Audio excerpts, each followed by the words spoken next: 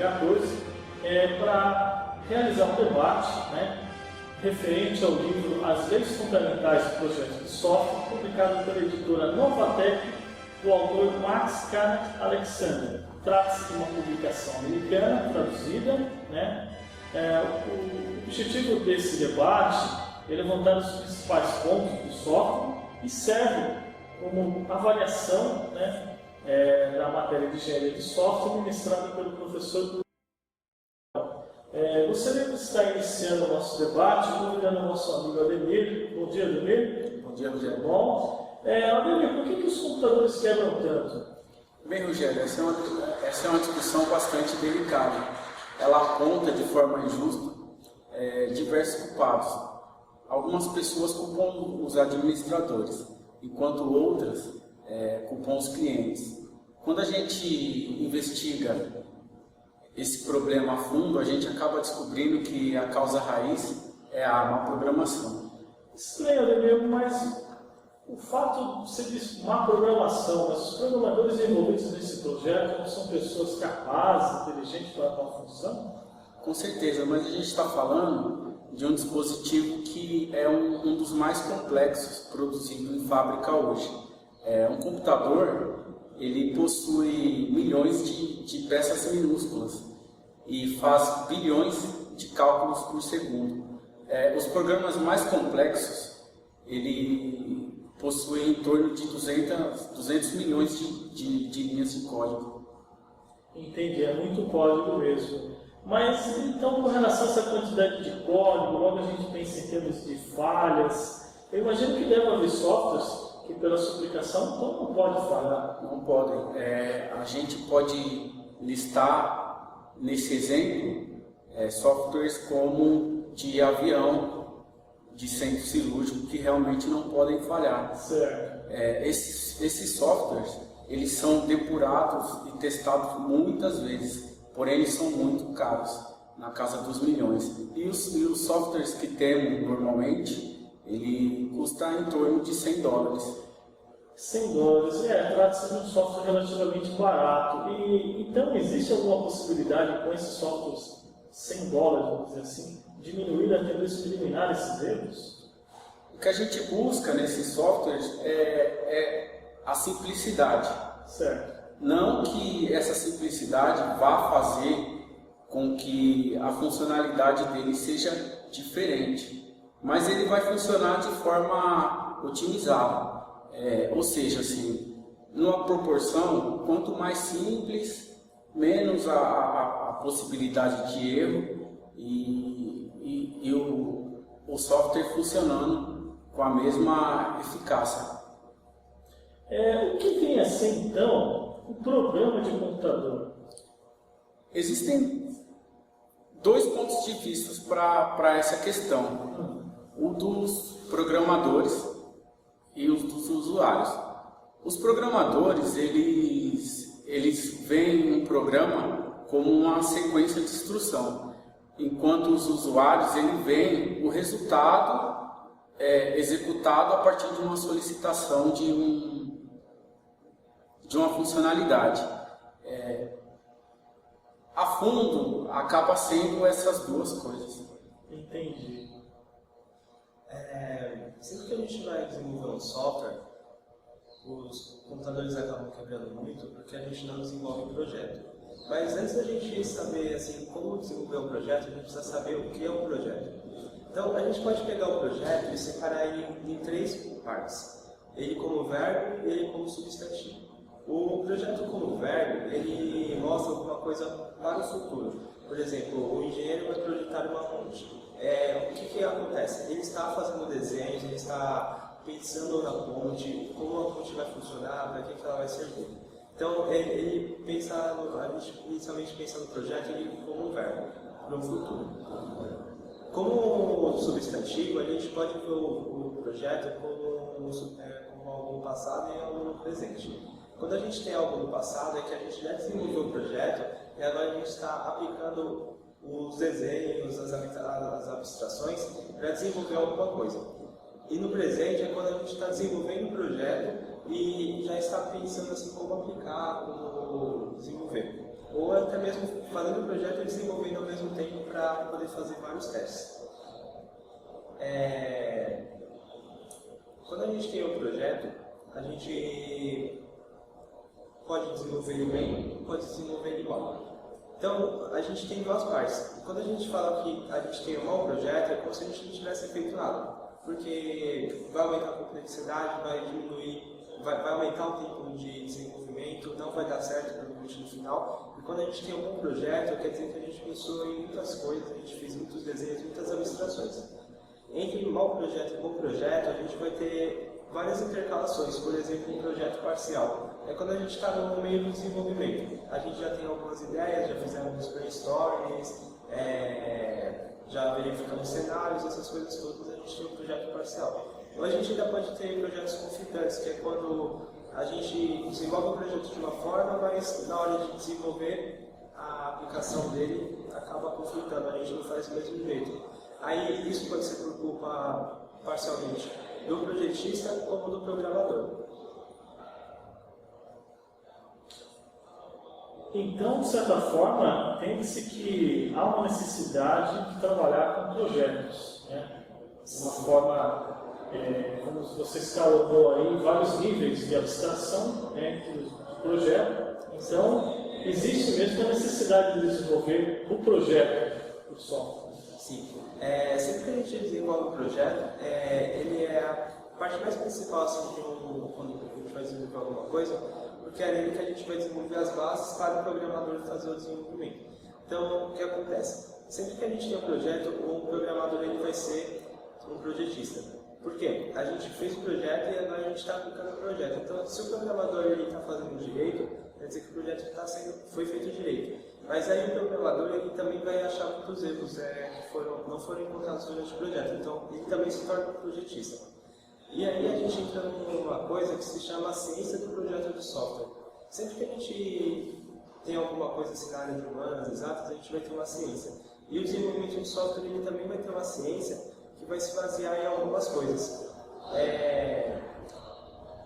Quantidade de falhas, ponto de função, quantidade de erros, quantas linhas vão ser programadas, quanto tempo vai levar para desenvolver. Isso tudo faz parte da ciência do projeto de software.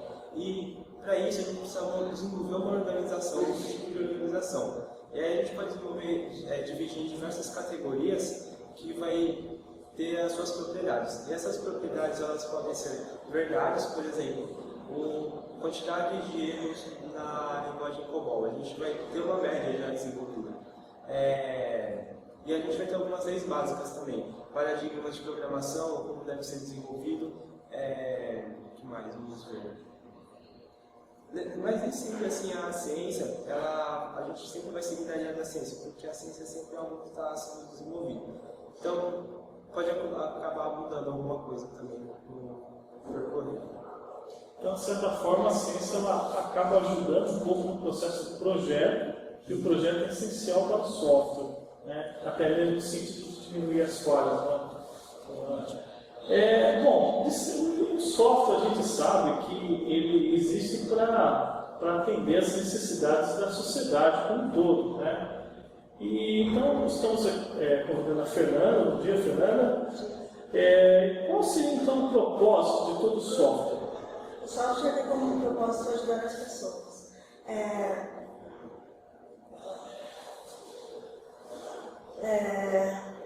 Aí, nesse caso, esse propósito pode ser dividido em diversas partes. Certo. Que aí cada um seria uma funcionalidade diferente do software. Como, por exemplo, um editor de texto. O propósito dele seria editar o texto. Júlia, você, no caso, fala que com relação à funcionalidade dos sistemas, dos problemas, né, como fazer essa melhor escolha, né? Porque o software ele tem uma série de necessidades, funcionalidades, até mesmo a própria Fernanda citou um caso com um editor de texto, né, que ele serve para uma finalidade fim, né? Como fazer uma escolha? Como vamos incrementar a funcionalidade ou desse aplicativo ou daquele, um editor de texto, alguma coisa semelhante nesse sentido? Bom dia a todos. Bom dia. nós vamos entrar no processo de desenvolvimento de um software, temos que, como em qualquer situação da vida, nós temos que fazer escolhas. Ou a gente opta por um caminho ou pelo outro. Os dois podem ter vantagens. Mas dentro de um sistema complexo, e sabendo que nós temos que trabalhar com recursos, nós temos que tratar as prioridades. Então nós temos que colocar dentro de uma linha ordenada quais são as prioridades deste software. Dentre estas possibilidades, a gente escolhe as que nós podemos decidir que serão as mais assertivas para tornar essa solução concreta e bem resolvida. De certa forma, o software ele exige uma demanda de esforço e de tempo, né? E como a gente consegue então equacionar esses conflitos? Né? Certo, realmente entra num conflito sim. Nós temos então a desejabilidade, que seria que nós gostaríamos de alteração que teria de um software. Aí nós temos que pensar nesta alteração como quanto tempo esta alteração seria, quanto tempo nós levaríamos para implementar esta alteração, mas o valor agregado a ela. Porque às vezes não vai compensar você fazer uma alteração de um software, você colocar dentro de uma função, mas quanto tempo isso vai levar? E o tempo é dinheiro. Então nós temos que falar, temos que pensar dentro de um planejamento se vai valer a pena essa alteração. Levando muito tempo, você tem um valor agregado baixo, às vezes não compensa você fazer uma alteração desse tipo. Então, essa seria a melhor equação para você saber se vale a pena ou não. Você demandar muito esforço para você ter um valor pequeno. Júlio, você me falou que tempo e dinheiro. Existe alguma forma de quantificar esses valores? Nós temos o valor que seria o probabilístico, que tem realmente um valor que nós podemos imaginar que seria agregado ao software, e o valor potencial, que realmente é o que vai agregar valor ao software. Quais seriam essas diferenças? Nós temos um usuário que está fazendo a sua função naquele determinado dia de trabalho e realmente está ajudando ele na sua função. E nós temos um valor probabilístico, que seria de uma forma genérica, que vai ajudar os usuários com determinados testes, com várias implementações, ajudaria, mas o potencial que ajuda o usuário, então nós temos como ter uma métrica de valores dessa forma. É uma das formas de se fazer, de colocar na balança. Essa métrica de valores, né, questão de custo-benefício, né, como ocorre, de certa forma, a manutenção do sistema? Então? Nós podemos... como que ocorre essa manutenção do sistema? Nós podemos colocar um esforço de implementação e um esforço de manutenção. O esforço de implementação, no planejamento do software, nós temos que colocar todo o tempo envolvido, os recursos envolvidos, os recursos seriam os programadores. Então nós temos que colocar no quesito de manutenção, a manutenção inicial, que seria de planejamento do software, de desenvolvimento da ferramenta, e nós podemos colocar de manutenção, que nós temos que acompanhar a vida útil deste software, com as suas mudanças, porque mudanças eu falo que hoje nós temos uma certa demanda, amanhã as demandas sofrerão alterações. Dentro de um futuro próximo, nós podemos prever algumas alterações. Então, no quesito de manutenção do sistema vai entrar manutenção de implementação e a manutenção da vida do sistema. Qual seria a vantagem da construção de um software com uma codificação simplificada? Porque tem-se a ideia de que um software ele tem que ter um certo valor agregado, né? Mas às vezes alguns programadores eles imaginam que um software muito simples ele é muito vago, né?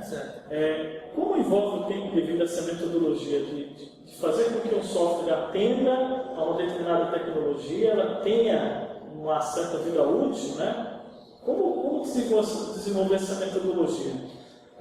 No quesito de codificação simplificada, às vezes, realmente, Rogério, muitas pessoas pensam, um software de código simples não é um software performático que vai demandar um tempo no mercado, que vai poder ajudar muitos usuários. Certo. É limitado. Então, assim, não necessariamente, porque um software bem construído, com um padrão de projeto, que outros usuários, programadores, que eles consigam dar manutenção do sistema, com certeza é um software bem visto e deve ser respeitado, porque um software que um usuário programador saindo de linha, outros programadores conseguem dar manutenção do sistema, com certeza é um software que ele tem padrão de mercado, um software que foi bem feito, ele foi bem planejado. Então, um software bem construído, com codificação simplificada, pode ser uma ótima ferramenta. Entendi.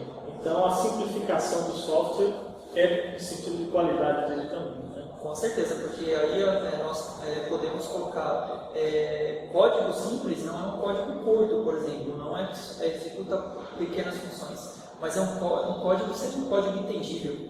E, Júlio, é possível prever, né, por mais que o software ele seja simples, é possível prever no futuro, não muito longe, as necessidades de alterações que esse software possa ter? Nós podemos pensar em um futuro próximo, sim, as alterações, porque a tecnologia ela muda muito, né? Então, dentro de um curto período, nós podemos prever alterações. Posso citar um exemplo por exemplo, de armazenamento. Nós tínhamos em armazenamento, nós tínhamos o disquete, evoluiu para o CD, o CD evoluiu para o pendrive, hoje nós temos armazenamento em nuvem, por exemplo.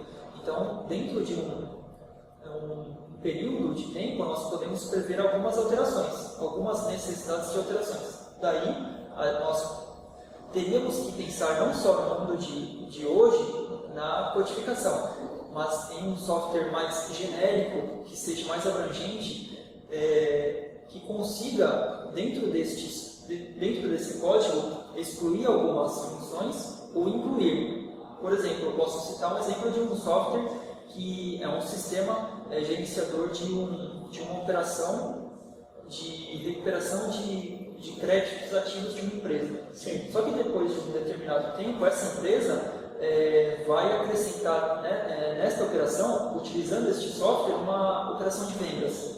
Nós não podemos fechar somente que essa empresa vai trabalhar somente com uma operação de recuperação de crédito ativo. Pode trabalhar com venda. Então nós temos que ter a possibilidade de um software atender de uma forma mais gerencial de incluir ou excluir funções, métodos que seja mais abrangente. Ele tem que ser mais maleável, vamos dizer assim, de uma forma geral. A forma mais correta, exatamente. Senhores, o que nós podemos entender com relação ao fato dos softwares eles quebrarem muito, atender as necessidades da sociedade e até mesmo a necessidade de um projeto, né, mesmo independente das fases que o nosso amigo Antônio muito bem exemplificou, né, é que o ambiente ele muda ao longo do tempo, né? E inclusive o próprio livro do autor, Max Kalisch, ele fala que quanto mais tempo o seu programa existir, mais provavelmente parte dele tem que ser alterada, né? Então você tem que prever de certa forma como será o comportamento das gerações futuras, tanto no sentido de maior ou de menor escolaridade, né? Ele deve se adaptar a essas gerações, né? O software deve se adaptar às gerações, o trabalho para alterar quanto maior escrever, né? As alterações são maiores que o arquivo original, né? Isso é fato, né? Que às vezes um projeto em si, o software ele tem uma codificação de um número determinado de linhas, né? Só que as alterações elas são tantas que às vezes ela ultrapassa até mesmo a quantidade original do projeto dele, né? E o mais importante de tudo isso é que, conforme essas modificações, prevendo as alterações, fazendo com que um software se torne flexível, trabalhando como um projeto, como o Antônio falou, o programador ele entender como é que se dão essas alterações e ele aprender com isso, né? Então, à medida que ele percebe que sempre tem que fazer determinadas alterações, né? Isso, de certa forma, ele tem que levar como aprendizado para evitar alterações futuras, né? Inclusive, o próprio livro, né, ele cita as 3 principais falhas, né, da lei da alteração, né, que o código ele não é necessariamente usado no sentido de bit boot, né, ou seja, fora de sintonia, né, que pouco tempo no futuro não existe, né, para adaptação dele. Fazer com que o código se torne fácil, né? O Júnior exemplificou isso muito bem, né? Não é a complexidade, mas é a facilidade ao entendimento, porque o próprio autor ele aborda que as modificações do software se dão o maior tempo que se leva é justamente para entender primeiro o que aquele código estava querendo dizer, para depois ele poder fazer as devidas adaptações. Então, de certa forma, o software tem que ter uma certa autodocumentação, ele tem que ser legível, ele tem que ser flexível, né? E, de certa forma, como você exemplificou a questão das chamadas, né? Um software específico para controle de chamadas, ele tem que ser genérico, né? Ele deve satisfazer os verdadeiros requisitos, né? E não se exceder naquilo que no momento não é importante. Eu tenho um código comentado, só um adendo, que o projeto está incrementando, mas é um software que você coloca em comentários. Em determinados pontos específicos do código, você pode colocar naquele trecho o que ele está executando, qual é o resultado. Então, eu acho que comentários no meio do código de grande valia. Autodocumentação, né? Bom, Rogério, a gente falava aqui no começo do programa quanto à má programação, mas é legal deixar claro que não existe um programador ideal. A gente já espera que bons programadores irão ter pelo menos um erro em cada 100 linhas de códigos, ao passo que os melhores vão errar em torno de 1000 linhas, um erro também. Essa é a lei que chamamos de lei de probabilidade de erro. Certo. Quanto maior a adição de linha de código, maior a quantidade de erro, independente da qualidade do programador. Outra proporção que a gente tem é na relação entre erro e manutenção. Ou seja, quanto mais erros, maior a manutenção que será dada nesse programa. Então, a gente sabe que pequenas melhorias no programa irão diminuir o esforço de manutenção.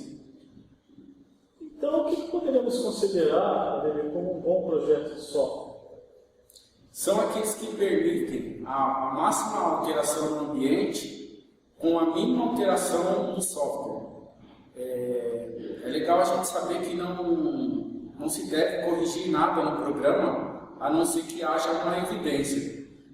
Porque se a gente querer fazer uma correção no programa sem evidência, a gente pode acabar adicionando nele mais complexidade sem necessidade alguma.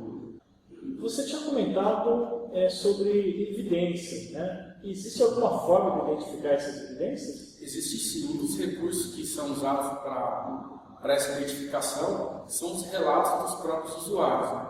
Porém, quando um usuário relata algo, ainda não significa que seja um erro. Talvez ele não percebeu que o programa já tem a funcionalidade que ele deseja em alguma ferramenta. Por exemplo, quando ele quer ordenar as letras no programa, que já ordena até palavras, ele só não conseguiu identificar com facilidade aquele recurso. Certo. E isso também acaba sendo um erro, à medida que os usuários não estão conseguindo encontrar as funcionalidades desejadas naquele programa. Com relação aos erros, existem erros famosos em programação? O erro mais famoso, Rogério, é quando os programadores procuram otimizar a programação utilizando blocos de código já existentes sem antes testá-lo, a fim de identificar possíveis falhas. Isso futuramente só iria danificar as coisas. Na verdade, ele procura um atalho, mas ele não checa antes a funcionalidade dele, né, na individualidade. Né? Exatamente. Pode ver, os professores sempre falam com relação às boas práticas de programação. Existe realmente isso? Existem sim, e elas são muito importantes na confecção de um software. Uma que vale destacar é que em qualquer sistema, uma informação só deve haver uma vez. São o que chamamos de blocos de código, né? Dessa forma, essa informação pode ser reaproveitada a qualquer momento no sistema. E quando necessário uma manutenção, essa só será feita uma vez. Aí eu volto a dizer, bons programas, bons projetos se baseiam na simplicidade e na flexibilidade. Simplicidade e flexibilidade. Sempre que a gente vai fazer alguma alteração em um software, a gente vai acabar gerando novos erros, que nem o André comentou. Mas de forma irônica, a gente pode falar que para a gente não ter novos erros no sistema, no desenvolvimento, a gente simplesmente não deve alterar o software. Porém, a gente sabe que a alteração é inevitável. Então, de acordo com o que o Ademir falou, o ideal é sempre a gente fazer pequenas alterações, mas mesmo assim a gente ainda consegue fazer algum erro. Então, o que a gente pode fazer? A gente pode implementar a lei da ciência de software, tem por nome a simplicidade.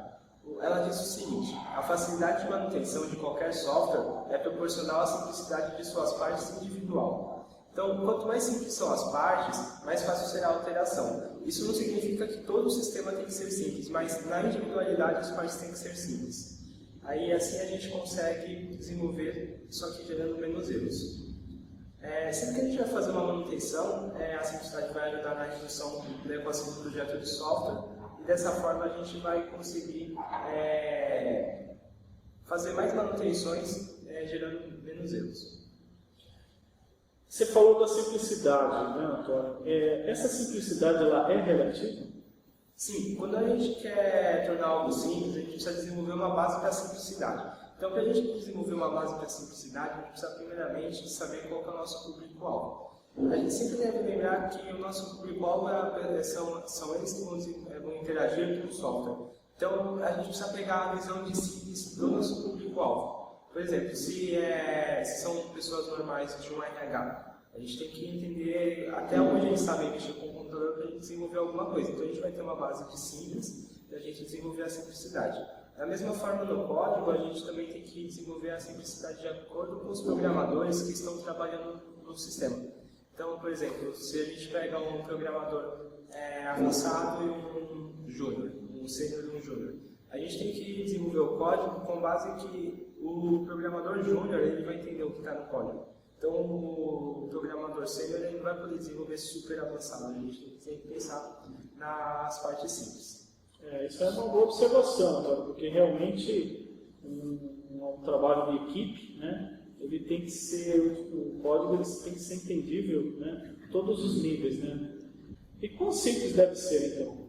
Honestamente, se você quer realmente ter muito sucesso, tem que ser muito simples. Sempre que a gente vai chegar num nível de simplicidade muito alta, que é a maioria dos casos, né, são pessoas normais que vão utilizar o software, a gente tem que estudar algumas ciências sobre cognição e semiótica, no caso do sistema final, para as pessoas poderem ter uma indução de como elas vão fazer os caminhos dos softwares, né, para elas mandarem comandos e receberem respostas. Já na área da programação, a gente também tem que estudar de que forma as pessoas entendem o código para a gente conseguir passar da melhor forma possível para as outras pessoas, utilizando convenções, por exemplo, na orientação do objeto, a gente tem as convenções de declaração de variáveis, de declaração de classes. Na programação estruturada, a gente sempre deixa as variáveis no começo do sistema para declarar. Então, a gente tem que ter uma ciência, tem que ter uma linha de desenvolvimento para a gente conseguir ter uma simplicidade muito grande. De certa forma, você falou da cognitividade, isso aí lembra um pouco de HC, né? De que forma podemos manter então essa simplicidade? É possível perpetuar essa simplicidade ou ela começa simples e depois tende a ficar complexa? Então, para a gente conseguir manter a simplicidade, a gente tem que manter algumas regras. A primeira é a gente ser consistente. Se a gente começa a fazer as coisas de um jeito, a gente tem que terminar daquele jeito. A gente tem que ser legível também. Não adianta a gente escrever um código que não está indentado, por exemplo. Fica muito difícil entender todo num único nível, assim. Por quê? Quando a gente abre um if, um laço for, um laço while, as coisas que estão dentro desses comandos, eles tendem a ficar um pouco mais para a direita para a gente entender que uma coisa está contida na outra. Mas se a gente não organiza isso na indentação, por exemplo, a gente não vai conseguir ter uma legibilidade. Não só isso, por exemplo, as chaves também. Se a gente sempre abre a chave numa linha, na mesma linha do if, na mesma linha do for, a gente tem que fazer todos assim. Ou se a gente abre na linha de baixo, todos têm que ser assim. A gente tem que ter uma legibilidade. E a gente também precisa colocar nomes corretos para as coisas. Não importa se o nome vai ser grande, se o nome vai ser curto, a gente tem que colocar nomes. Por exemplo, a gente vai declarar um salário para a pessoa. A gente vai escrever salário para a pessoa, seguindo as regras das consistências, né? Segundo a palavra assim, com a sua inicial maiúscula, na orientação a objetos, a gente sempre vai colocar nomes. Não pode ser muito curto para a gente olhar assim e não entender, também não pode ser muito longo para a gente demorar para ficar lendo. Por exemplo, o salário da pessoa do presidente da República. Aí é muito grande assim, começa a ficar difícil. Ela tem que ser, na verdade, sintético, mas não pode ser dúbio, né? Sim. Aí tem uma lei que fala sobre isso, que fala assim: nomes devem ser longos o bastante para comunicar plenamente o que algo é ou faz, sem serem tão longos que se tornem difíceis para ler. Então, outras coisas que a gente precisa fazer é sempre comentar os códigos. Não comentar todo o código, porque o código a gente tem que olhar, a gente tem que entender o código, mas a gente tem que falar qual que é o objetivo de cada coisa lá que a gente faz. A gente desenvolve uma função, a gente tem que colocar quais são os objetivos da função, de que meio ela vai resolver essas coisas assim. Realmente a parte da documentação é importante, inclusive algumas ferramentas elas têm até essas funcionalidades já, né, para facilitar. Agora, esse planejamento todo da simplicidade, como é que se é feito isso? Então, a gente precisa começar no projeto. Se o projeto, as partes individuais do projeto forem simples, todo o sistema será simples. O projeto tem que ser completo para a gente conseguir manter a simplicidade, porque se faltou alguma coisa, quando o programador, que também é um projetista, for desenvolver, ele vai falar para o projetista, né, que ambos são projetistas. O programador vai passar para o analista e vai falar: está faltando isso. Aí vai ter que mexer no projeto para depois mexer na programação, e as alterações elas geram erros. Então é sempre bom a gente fazer um tipo de alteração. Então por isso a gente precisa fazer sempre um projeto bom e completo para poder manter uma simplicidade. Perfeito. E ter um planejamento. Realmente o planejamento começa tudo com ele, né?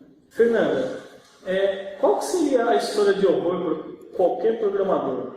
A história de horror seria que seriam várias, na verdade. Uma das principais seria que você está em um grupo de programadores, vocês estão desenvolvendo um projeto já faz uns 5 anos. Aí a tecnologia que vocês usavam na época era moderna, mas que ao longo do tempo foi se tornando obsoleta. Aí o que acontece? Pode ser que ela agora se torne difícil você resolver seus problemas do programa nela.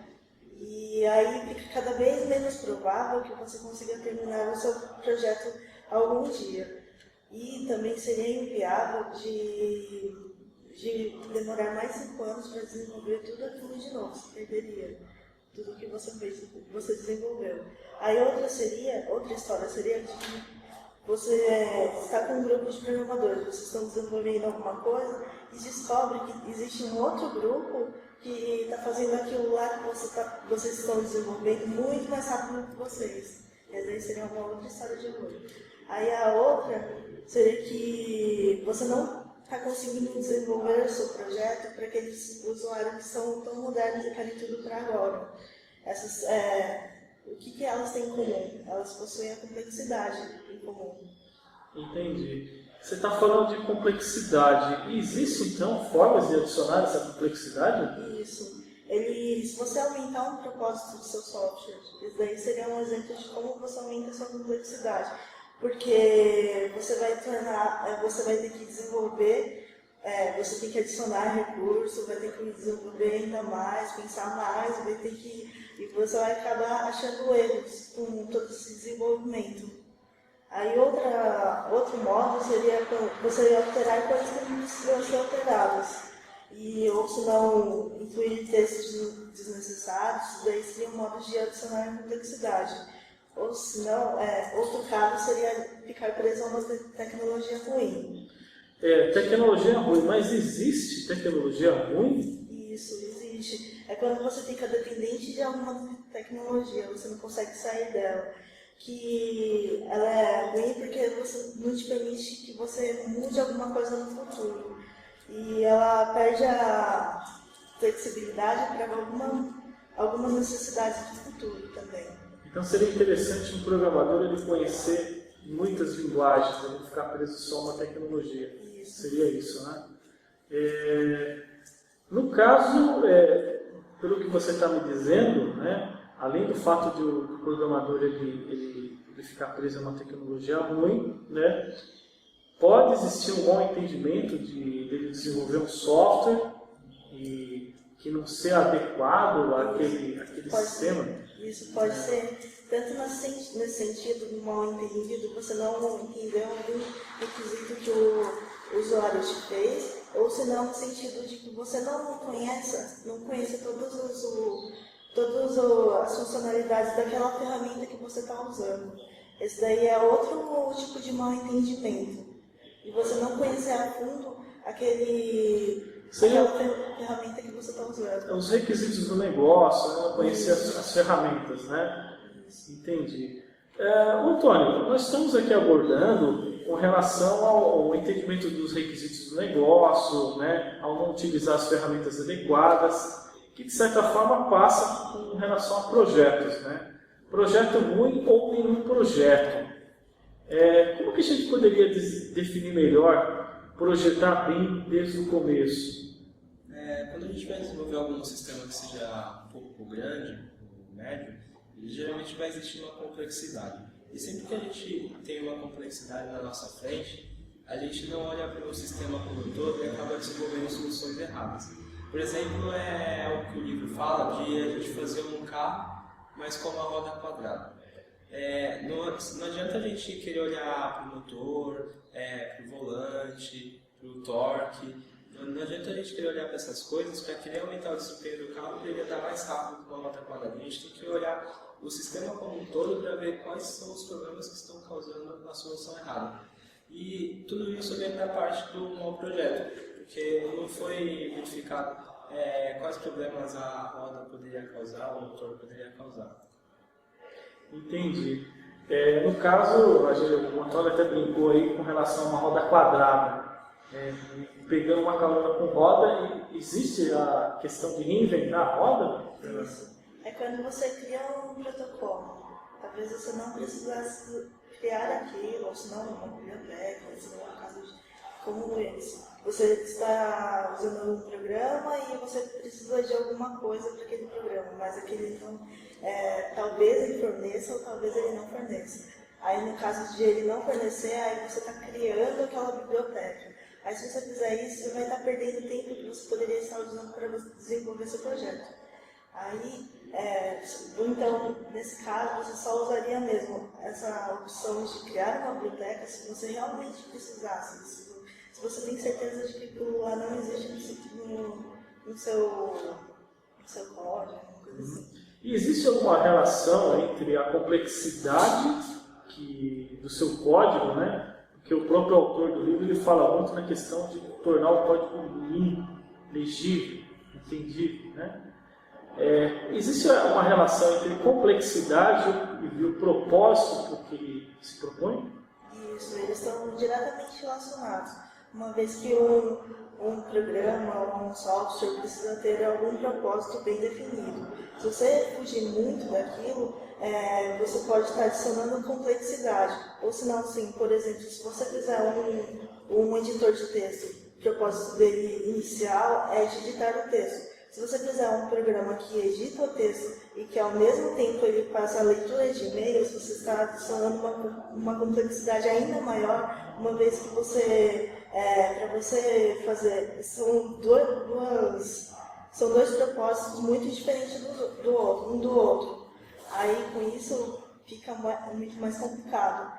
E ainda mais se você olhar no usuário e a interface para ele vai ficar muito ruim, porque vai ter um monte de botão e ele não vai saber de onde que é, de qual propósito que é, se é para editor de texto ou se não é para leitura de e-mails. Ele fica poluído, né? Isso. Causa uma certa complicação para o usuário, né?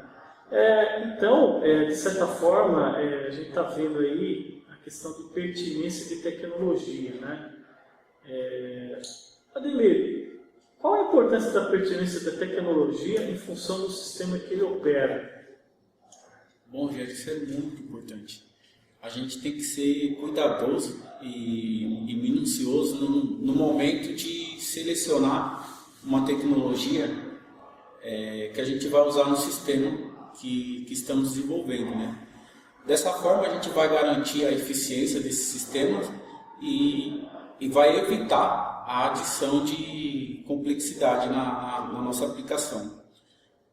Não é tão fácil a gente conseguir definir essa tecnologia, até porque a gente não tem a capacidade de prever o futuro, né? Mas para isso a gente usa algumas regras básicas e escolhe alguns itens que são importantes nesse momento, né, de selecionar a aplicação. Dois dos itens que a gente verifica no momento da seleção é o potencial de sobrevivência da aplicação, da tecnologia que a gente está usando e a atenção à qualidade. Nesse momento a gente vai estar verificando o quão essa tecnologia tem a capacidade ali de sobrevivência mesmo para o futuro. A gente vai observar se essa tecnologia vem se atualizando, vem melhorando a cada atualização. A gente consegue perceber também se eles têm a preocupação de atualizar essa tecnologia e qual que é a resposta que eles têm a cada verificação de um erro, de uma falha. E esses são fatores importantes que a gente deve considerar no momento da seleção da tecnologia. Outro fator também que a gente tem que dar atenção no momento da seleção é a interoperabilidade dessa tecnologia. Ele opera, né? Ele se relaciona com relação aos outros, né? Exato. Ele interrelaciona. Interoperabilidade da tecnologia. Julian, como é que a gente poderia estar relacionando uma tecnologia de um sistema, né, de uma interoperabilidade da tecnologia entre um sistema e outro, né, com relação, por exemplo, ao banco de dados? Frente ao banco de dados, interoperabilidade entre os sistemas. O mundo ideal seria software, sistemas de banco de dados, não só banco de dados, né, mas aplicações, né, tudo que necessite que ele seja parte de um todo, porque nós poderíamos até colocar desta forma: o banco de dados como 40% do total de uma solução e 60% relacionado a todo o conteúdo da aplicação. Então nós temos dados e temos as outras camadas de negócio, de persistência, então os outros dados. No quesito de interoperabilidade, nós temos que ter um software mais genérico, que ele se adapte a outras plataformas. Vamos colocar, por exemplo, o SQL Server. Hoje nós temos uma ferramenta da Microsoft que é o Visual Studio. Visual Studio que dentro dele nós trabalhamos com um banco de dados que é o SQL Server. temos as versões de SQL Server, Certo.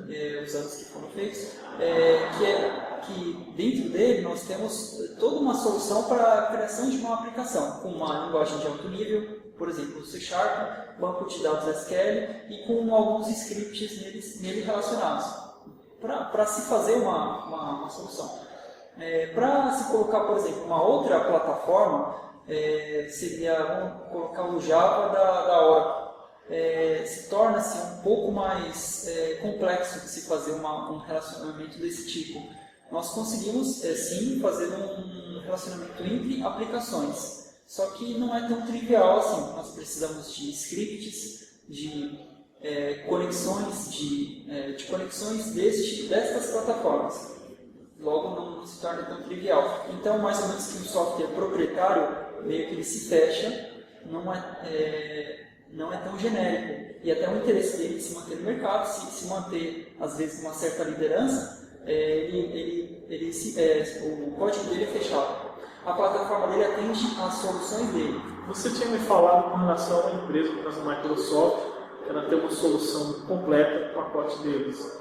O mercado ele vê isso com bons olhos, de ter dependência com relação a uma tecnologia específica de uma empresa, com relação ao treinamento desses funcionários, que envolve um gasto considerável.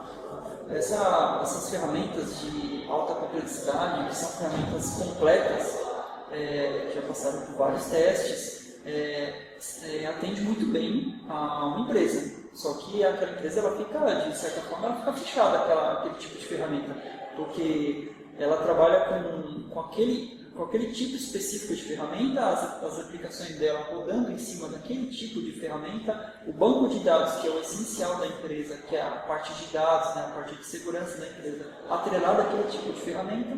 Então, assim, nós temos que ter usuários avançados, capacitados para aquele tipo de solução. Todavia, logo, nós temos um certo atrelamento, nós ficamos amarrados àqueles usuários que são capacitados para aquele tipo de solução. Entendi. O autor, de certa forma, ele aborda, né, a questão também da qualidade, né, que no sentido de o código, você tem que tornar ele cada vez mais legível e mais limpo, né?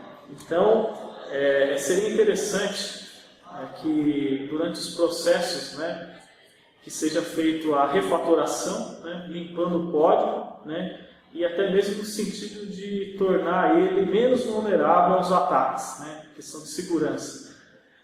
Antônio, a complexidade, quando existe, né, pode proporcionar uma solução errada, né, porque às vezes fica até difícil você conseguir enxergar uma solução por alguma coisa meio nebuloso, né? Um software, como a gente estava falando, de que ele era muito claro, limpo, né? Como resolver esse problema? Existe alguma técnica utilizada para tal? Então, sempre que a gente quer achar uma solução, a gente precisa primeiro saber qual é a solução que a gente está procurando. Então, a gente sempre começa pela pergunta: que solução a gente quer? No caso que eu tinha exemplificado do carro com a roda quadrada, o carro provavelmente ele se move muito devagar. Então, a solução que a gente primeiro vai procurar vai ser como deixar o carro mais rápido. Aí a gente começa a olhar as partes individuais do carro, motor, roda, todas essas coisas. Mas, assim, de uma outra forma, a gente pode simplificar a procura pela solução através de diagramas, descrições. A gente tem que colocar as coisas no papel. Sempre que a gente coloca as coisas no papel, numa lousa, a gente sempre consegue encontrar soluções de uma forma mais fácil. Que a gente consegue ver as partes individuais e também tudo como um todo. E você tem uma maior abstração, né? Sim. Entendi. O que podemos resumir com relação ao livro, né, é que nós abordamos os principais pontos dele, né, que seria por que os computadores eles quebram, pessoas realmente que são capacitadas para tal desenvolver os projetos, realmente às vezes fica a desejar, né? no sentido que nós devemos diminuir, até mesmo eliminar esses erros, né? E o que vem a ser realmente um programa, né? Abordamos também com relação ao projeto, né, abordado pelo nosso colega Antônio, né, que o projeto, desde a sua concepção mais básica, abstrata, que é fazer os desenhos em quadro, tudo, né, até um grau de detalhamento maior utilizando aplicativos próprios para isso, né, existe sim uma necessidade de desenvolver o projeto, né, e é claro que o projeto, lembrando bem que ele tem que atender a um propósito, né? No sentido de estar ajudando as pessoas, né? Ou até mesmo um grupo específico de pessoas, né? Um dos maiores problemas com relação à escolha, né, é com relação às suas funcionalidades, as alterações que devem ser feitas, como quantificar esses níveis de erros que possam estar ocorrendo no software, né? E alguma métrica, né? Como ocorre essa manutenção, aquela questão do custo-benefício, né? E principalmente como as gerações futuras elas vão trabalhar esse software, né? Então é possível prever o futuro e as necessidades e alterações desse software, né? O nosso colega Ademir também ele abordou o que poderíamos considerar como um bom projeto de software, né? Assim como também identificar evidências e erros que possam estar ocorrendo no programa, os erros mais comuns que encontramos na programação, né?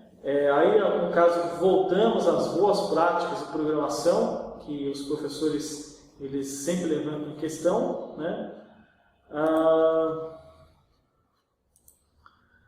É importante saber que o software ele está condicionado a uma época, a um ambiente, né? E esse software ele muda ao longo das gerações, né? Então, a questão da lei da alteração. Quanto mais tempo o seu programa existir, mais provavelmente, boa parte dele ele tem que ser alterado, né? Porque, ao mesmo tempo que vamos dizer, é gratificante para uma empresa ter um software há muito tempo no mercado, ela também sabe a responsabilidade que ela tem, né, de estar dando continuidade desse software no sentido das versões, né, que tanto observamos, né? Então, o software ele tem que adaptar a qualquer futuras alterações, né? O trabalho pode alterar quanto questão de reescrever o código do projeto. As alterações são maiores que o arquivo original, isso é importante focar, porque normalmente o projeto original, o código-fonte, ele tem um tamanho, né? E as alterações acabam sendo maior do que o próprio projeto original, né? Isso, de certa forma, é uma incongruência, porque jamais uma alteração, guardada as devidas proporções, ela tem que ser maior do que o projeto original. Muito pelo contrário, né? Ele tem que ser pequenas alterações, né? As grandes 3 falhas que ocorrem com relação à lei da alteração é escrever um código que não é necessário, ou seja, ele é importante, sim, mas não naquele momento, né? Então você acaba criando um problema, né, durante o processo de execução, né, e de adaptação, né, do código que ele está incorporado no programa como um todo.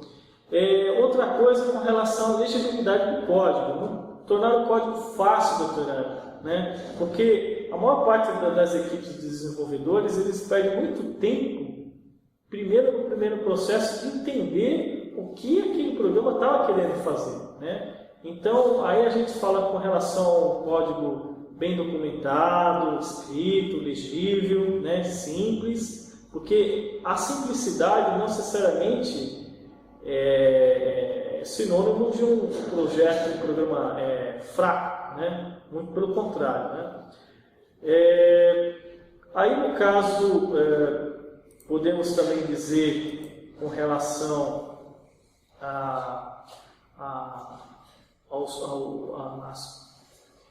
alterar as coisas que precisam ser feitas, né? Ficar preso às tecnologias ruins, né? Que é no sentido de você adequar o seu projeto à sua ao seu sistema que você opera, né?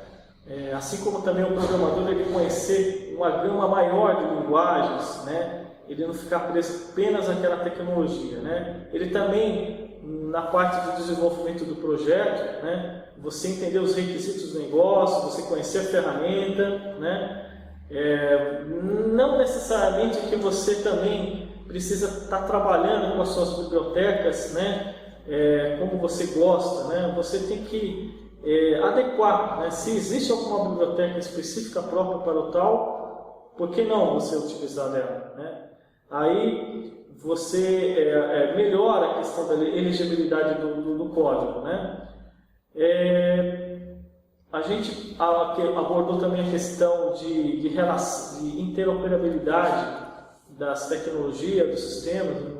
O Júlio ele falou muito bem isso com propriedade, na parte de bancos de dados, em que você tem, às vezes, uma tecnologia de uma empresa, como por exemplo a Microsoft, que ela tem um pacote grande de soluções no Visual Studio, né? E tudo fica muito mais fácil quando você trabalha dentro daquela tecnologia, no caso da Microsoft, .NET, né? .NET, né? Mas, lembrando que o próprio autor ele fala que às vezes o mercado não vê com bons olhos você ficar dependente de um único fornecedor de tecnologia, ou às vezes dependendo de uma mão de obra especializada, né, que envolve um gasto considerável, né? O que podemos falar agora com relação à parte dos testes de software, né, é que o ambiente ele pode mudar, né, ao longo do tempo. Então, se o seu programa ele funcionou bem em um determinado ambiente, em uma determinada situação, isso não garante que ele possa funcionar em outros, né? Então, você tem que trabalhar com o grau de comportamento do software que se refere à variabilidade dos ambientes que ele foi testado, né? Você tem que prever os tipos de falhas mais variados e como agir para tal situação, né? E, claro, né, existe aí empresas especializadas, ferramentas próprias, né, para fazer toda uma validação do seu software, chamados testes automatizados, para determinados trechos, né, ou de forma individualizada.